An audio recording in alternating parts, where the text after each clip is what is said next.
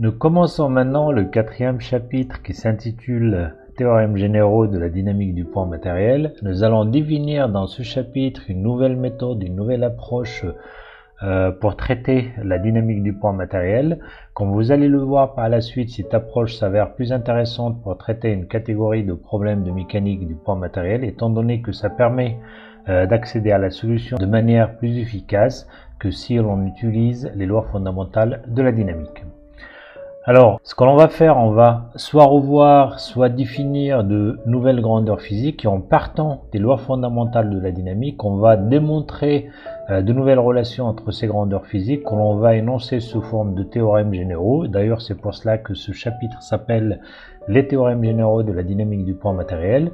Et ces théorèmes généraux, on peut les appliquer pour n'importe quel exercice et ça nous donne une nouvelle approche pour résoudre le mouvement d'un point matériel. Et d'ailleurs, cette approche s'appelle parfois l'approche énergétique, étant donné, comme vous allez le voir, on va résoudre le mouvement d'un point matériel en s'intéressant plutôt à l'évolution de son énergie. Nous allons maintenant définir les grandeurs physiques que nous allons utiliser dans ce chapitre et on commence par le moment d'une force par rapport à un point.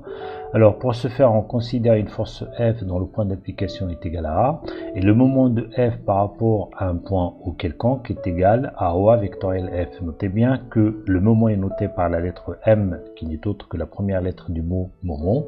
On met une flèche dessus étant donné que c'est un vecteur, c'est le résultat d'un produit vectoriel. Et on met en indice le point par rapport auquel le moment est calculé. Alors je vous rappelle donc que le module du moment de F par rapport à O est égal au module de A fois le module de F fois le sinus de l'angle entre les deux, étant donné que le sinus n'a pas d'unité. Par conséquent, l'unité du moment dans le système international n'est autre que l'unité de la force fois l'unité donc de la distance Newton-mètre. Alors je vous rappelle également que 1 joule est égal à l'énergie développée par l'application d'une force de 1 newton sur un déplacement qui est égal à 1 mètre. Par conséquent, on peut dire que le module du moment a la même unité que l'énergie. Par contre, ce n'est pas une énergie étant donné que c'est un vecteur et l'énergie est un scalaire. Alors maintenant, essayons de voir ça cette fois-ci de manière graphique. Si je prends donc une force F dont le point d'application est A et je souhaite calculer le moment donc de la force F par rapport au point O. Alors la première des choses, on trace OA et on calcule le produit vectoriel entre les deux vecteurs. Donc sachant que la direction de celui-ci est perpendiculaire par rapport au plan qui contient simultanément le vecteur F et le vecteur OA et son sens, on le détermine en utilisant la règle du tire-bouchon. Alors maintenant, on va voir quelques remarques. La première, les deux premières, on va les déduire à partir des propriétés d'un produit vectoriel. On sait que celui-ci, donc le produit vectoriel est nul si les deux vecteurs sont parallèles. Et par conséquent, donc le moment de F par rapport à un point O est nul si OA est parallèle à F. Alors OA, c'est la droite qui passe par les deux points O et A. Et donc le moment est nul si F est collinaire avec cette droite. Donc si le support de F passe par O, donc si le support de F passe par O, le moment de F par rapport au point O est égal à 0. De même, alors si on essaie de voir cette fois-ci le module donc du moment, alors étant donné que sa valeur dépend donc du sinus de l'angle entre OA et F, et le sinus est égal à 1 si l'angle entre les deux est égal à pi sur 2, et par conséquent on peut dire que le module du moment de F par rapport à O est maximal si OA est perpendiculaire à F, et donc l'angle entre les deux est égal à pi sur 2, sinus de pi sur 2 c'est 1, et le module donc prend sa valeur maximale. Alors une autre propriété, c'est que si l'on prend la droite delta donc qui passe par le point O et le point A, alors le moment de F par rapport à O, il est indépendant de la position de son point d'application sur cette droite. Si je prends par exemple comme point d'application de F, donc un point A' qui se trouve sur la droite delta, si on recalcule donc le moment de F par rapport à O, on retrouvera toujours la même expression. Faites-le comme exercice. Prenez par exemple le point d'application ici A', et essayez de démontrer que l'expression du moment de F par rapport à O reste toujours la même. Une autre propriété intéressante aussi, c'est on veut exprimer, donc on calcule le moment de F par rapport à deux points, par exemple O et O', on connaît celui de O qui est égal à donc OA vectoriel F, et on voudrait exprimer le moment de f par rapport à un autre point O' en fonction du moment de f par rapport au point O. Alors pour cela, on commence par l'expression du moment de f par rapport à O' en appliquant la définition, donc c'est O'A vectoriel f. Alors on applique la relation de Schall en passant par O, donc ça devient O'O plus OA vectoriel f. Alors m de f par rapport à O' est égal à O'O vectoriel f, O'O vectoriel f, plus donc OA vectoriel f, qui n'est autre que le moment de f par rapport au point O. Et par conséquent, vous voyez bien que le moment de f par rapport à O' est égal à O'O vectoriel f, plus le moment de f par rapport à O. Donc vous voyez bien, j'ai ici O' et j'ai ici O. Et tout simplement, le terme donc supplémentaire, c'est O'O vectoriel f. Donc c'est une façon qui vous permet de mémoriser en fait cette relation. Donc MO'F est égal à O'O vectoriel f plus MO. Alors nous allons à présent définir le moment d'une force par rapport à un axe. Alors reprenons le schéma suivant. Nous avons le moment d'une force par rapport à un point O et l'axe par rapport auquel on veut calculer le moment, c'est delta. Notez bien que cet axe doit obligatoirement passer par le point O pour que la définition que l'on va donner par la suite soit valable. Et soit U, le vecteur unitaire donc de l'axe delta. Alors, pour ce qui est de la définition, donc le moment d'une force F par rapport à un axe delta dont le vecteur unitaire c'est U est égal tout simplement au produit scalaire donc du moment de F par rapport au point O et le vecteur unitaire U. Alors notez bien donc que le moment par rapport à un axe est un nombre, c'est un scalaire étant donné que c'est le résultat d'un produit scalaire. Notez également que l'unité donc du moment d'une force par rapport à un axe n'est autre que le newton-mètre, celle d'une énergie.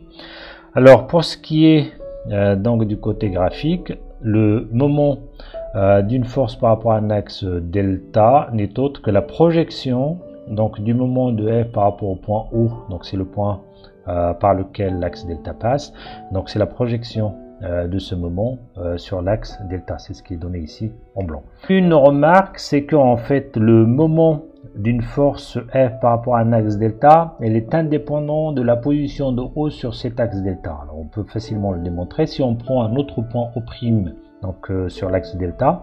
Nous avons déjà établi auparavant que le moment de F par rapport à O' est donné par cette expression là. On fait la projection de ce terme là, le produit scalaire de ce terme là avec U, la même chose de ça avec U, ça donne O' vectoriel F scalaire U plus M de F par rapport à O scalaire U. Alors ça c'est un produit, donc ce terme là c'est un produit mixte et on sait que le produit mixte il est invariant dans une permutation circulaire. Donc c'est U vient là, O' vient à la place de F et F à la place de U. Donc le produit scalaire garde la même expression et par conséquent donc on peut écrire ça. Or, U et O'O, étant donné que O' se trouve sur l'axe delta, donc O' va être collinaire au vecteur U, étant donné que le vecteur U, c'est le vecteur unitaire de l'axe delta. Et par conséquent, ce terme-là est égal à 0, et ce qui reste, c'est ce terme-là.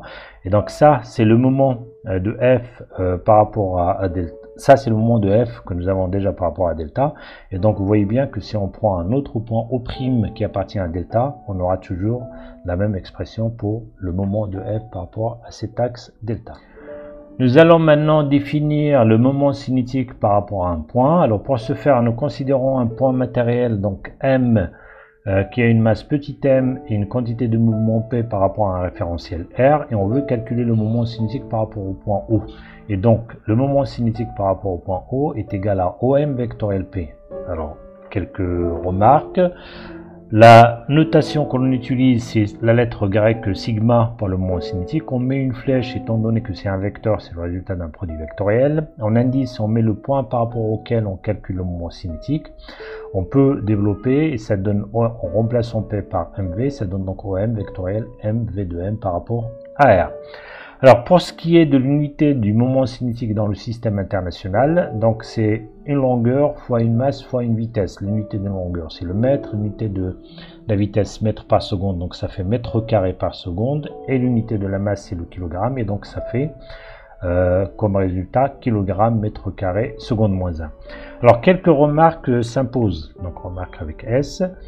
La première, c'est que, et ça vous allez voir l'intérêt de cette remarque dans la suite, quand on va établir donc le théorème du moment cinétique, le point O, il peut être mobile dans R. Si O et l'origine de R, donc elle est fixe, et quand le point par rapport auquel on calcule le moment cinétique ne coïncide pas avec l'origine du référentiel dans lequel on travaille, donc il faut faire attention et voir si ce point est mobile ou non. Alors la deuxième remarque, c'est que le moment cinétique il dépend du référentiel choisi, étant donné qu'il est exprimé en fonction de la vitesse et celle-ci dépend du référentiel choisi. Maintenant on passe au calcul du moment cinétique par rapport à un axe, on procède de la même manière que tout à l'heure, donc nous avons un axe delta qui passe par le point O et nous avons le moment cinétique de M par rapport au point O dans un référentiel R. Et nous avons également U, c'est le vecteur unitaire de l'axe delta, et le moment cinétique par rapport à cet axe n'est autre que le produit scalaire du moment cinétique de M par rapport au point O dans le référentiel R et le vecteur unitaire donc de l'axe delta. Et on peut reprendre graphiquement la même animation que nous avions faite tout à l'heure, mais cette fois-ci pour le moment cinétique, et là, en quelque sorte, donc le moment cinétique de M par rapport à delta n'est autre que la projection du moment cinétique de M par rapport à O sur l'axe delta. Nous allons maintenant énoncer le premier théorème général que l'on appelle le théorème des moments cinétiques. Comme le moment cinétique elle dépend du référentiel choisi et comme nous allons utiliser, comme vous allez le voir par la suite, la deuxième loi fondamentale de la dynamique pour démontrer ce théorème, sachant que celle-ci dépend du fait que le référentiel soit galiléen ou non, donc nous allons distinguer les deux cas. Alors on commence par un référentiel galiléen. Alors soit R, un référentiel galiléen, et soit sigma, donc le moment de M par rapport au point O dans le référentiel R, on suppose que le point O est fixe. Donc le point O est fixe, alors on peut le considérer comme l'origine du référentiel R. Alors la dérivée par rapport au temps donc des moments cinétiques, sachant que celui-ci est égal à OM vectoriel P, donc c'est d de OM sur dt dans R vectoriel P plus OM vectoriel dP sur dt par rapport à R. Alors la deuxième loi fondamentale de la dynamique, on va l'utiliser justement pour écrire que dP sur dt dans R est égal à la résultante des forces extérieures, ce qui nous donne d de OM sur dt n'est autre que V, donc c'est V vectoriel P, plus OM vectoriel, la résultante des forces extérieures. Comme P est égal à MV, donc ces deux vecteurs sont collinaires et leur produit vectoriel est égal à 0, donc ça reste OM vectoriel, la résultante des forces extérieures, qui n'est autre que le moment donc de cette résultante par rapport au point O. Et donc on peut énoncer le théorème des moments cinétiques comme suit. Alors la variation des moments cinétiques d'un point matériel M par rapport au point O dans un référentiel galiléen R égale au moment de la résultante des forces extérieures par rapport au point O. Et si on peut énoncer ce même théorème en axe delta, donc par rapport à un axe delta, donc en considérant le moment cinétique de M par rapport à cet axe delta et le moment de la résultante des forces extérieures par rapport à cet axe delta, et en fait le théorème prend la même forme en remplaçant le moment cinétique ici par celui par rapport à delta et le moment des forces extérieures par rapport au point O par le moment des forces extérieures par rapport à l'axe delta. Alors nous allons voir maintenant quelques propriétés du théorème des moments cinétiques dans le cas d'un référentiel galiléen lorsque le moment de la résultante des forces extérieures par rapport au point O est égal à 0. Alors cette situation arrive dans deux cas, soit la résultante des forces extérieures est nulle et dans ce cas-là on dit que le point matériel est pseudo-isolé, soit le vecteur OM est parallèle à la résultante des forces extérieures et dans ce cas-là on dit que cette dernière est une force centrale. Et cette notion on va la détailler dans le chapitre suivant. Alors que se passe-t-il? En appliquant le théorème des moments cinétiques, on trouve que la dérivée par rapport au temps des moments cinétiques est égale au moment de la résultante des forces extérieures, donc est égale à 0, ce qui implique que le moment cinétique est constant. Essayons de voir qu'est-ce que cela implique. On va l'illustrer d'abord graphiquement. Alors le moment cinétique est constant, sachant que le moment cinétique est perpendiculaire au plan qui contient OM et V, et donc si le moment cinétique est constant, ça veut dire que sa direction est constante, ça veut dire que on aura OM et V de M, ils appartiendraient tout le temps à ce plan-là, et par conséquent le point M appartient tout le temps à ce plan-là, et par conséquent le mouvement du point M, étant donné qu'il a lieu sur le même plan, donc on dit que le mouvement de M est un mouvement plan. Son intérêt, c'est que la position de M peut être repérée seulement par deux coordonnées, donc et on peut utiliser les coordonnées polaires éventuellement. Si le moment cinétique est constant, ça veut dire, comme je viens d'illustrer graphiquement, que OM et V de M appartiennent au même plan quel que soit le temps, et par conséquent le mouvement de M est plan. Alors la deuxième situation, supposons que le point par rapport auquel on calcule le moment cinétique, ça veut dire A, est un point mobile. Alors, par définition, donc le moment cinétique de M par rapport à A dans R est égal à M vectoriel P. Alors, si je dérive cette expression-là par rapport au temps, c'est D2AM sur DT vectoriel P plus AM vectoriel dP sur dt. Donc, alors, dP sur dt, on utilise la loi fondamentale de la dynamique, c'est la résultante des forces extérieures. AM, on va utiliser la relation de Schall en passant par le point O. Donc, AM, ça va faire AO plus OM.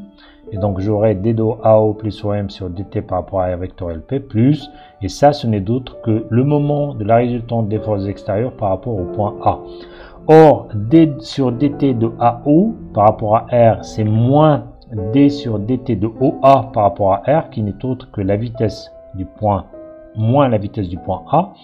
Et d de OM sur dt par rapport à R, c'est la vitesse de M par rapport à R, donc vectoriel P, plus le moment des forces extérieures par rapport au point A. Et V de M vectoriel P est égal à 0 puisqu'ils sont collinéaires. Ça reste moins V de A par rapport à R vectoriel P que je peux écrire comme P vectoriel V de A par rapport à R. Et par conséquent, donc le théorème des moments cinétiques par rapport à un point mobile n'est plus égal seulement au moment des forces extérieures par rapport à ce point, mais il faut rajouter l'expression P vectoriel V de A par rapport à R. Et on voit bien que si A est un point fixe, donc sa vitesse par rapport à R, sa vitesse par rapport à R est nulle, et on retrouve donc l'énoncé du théorème dans le cas d'un point fixe. Alors maintenant, nous allons voir le théorème du moment cinétique dans le cas d'un référentiel non galiléen. Alors pour ce faire, on définit d'abord un référentiel galiléen R0 d'origine O et un référentiel non galiléen, donc que l'on considère comme référentiel relatif, donc R1 d'origine O1. Et on voudrait appliquer le théorème cinétique dans le référentiel R1. Cela veut dire que le moment cinétique de M est calculé par rapport au point O1 dans R1. Et la même chose, la quantité de mouvement de M, elle est calculée par rapport à R1. Et par conséquent, donc le moment cinétique va être égal à O1M vectoriel P de M par rapport à R1. N'oubliez pas ici O1 R1, ici O1M, donc P de M par rapport à R1. Alors, si on dérive cette quantité-là, nous avons D de O1M par rapport au temps dans R1 vectoriel P plus O1M vectoriel P dans R1.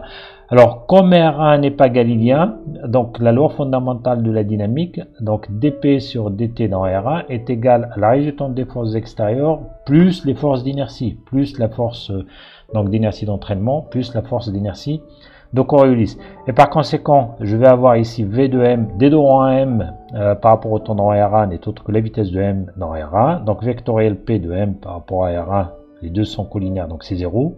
Plus, alors O1M vectoriel F extérieur plus la force d'inertie d'entraînement plus la force d'inertie de Coriolis. Ce terme-là est nul, ce qui reste c'est ce terme-là, et ce terme-là, ce n'est autre que le moment de l'ensemble de ces forces-là par rapport au point O1, que l'on peut écrire de cette façon-là.